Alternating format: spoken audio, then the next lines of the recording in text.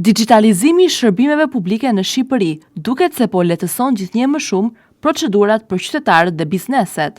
Të dhënat më të fundit tregojnë se vetëm gjatë muajit mars 2026, përdorimi i shërbimeve online tatimore ka sjellë një kursim të konsiderueshëm kohe, i cili përllogaritet në rreth 415.000 orë pune. Statistikat zyrtare evidentojnë një rritje të fortë të aplikimeve për shërbimet elektronike, e cila po konfirmon orientimin gjithnjë më të madh të qytetarëve drejt platformave digjitale.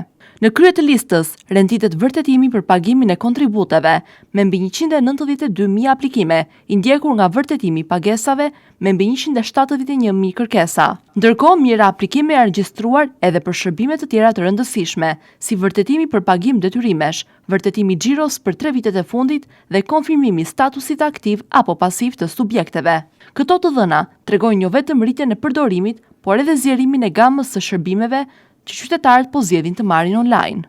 Sipas administratës tatimore, kjo tendencë po reflekton një rritje të besimit ndaj sistemeve digjitale, të cilat kanë kontribuar në uljen e kohës së pritjes në sportele dhe në reduktimin e procedurave burokratike. Për më tepër, përdorimi i platformave online ka ndikuar edhe në rritjen e transparencës dhe efikasitetit në marrëdhënien mes administratës dhe tatim paguesve. Autoritetet theksojnë se digitalizimi mbetet një nga prioritetet kryesore dhe paralajmërojnë edhe për zgjerimin e mëtejshëm të shërbimeve elektronike në vijim.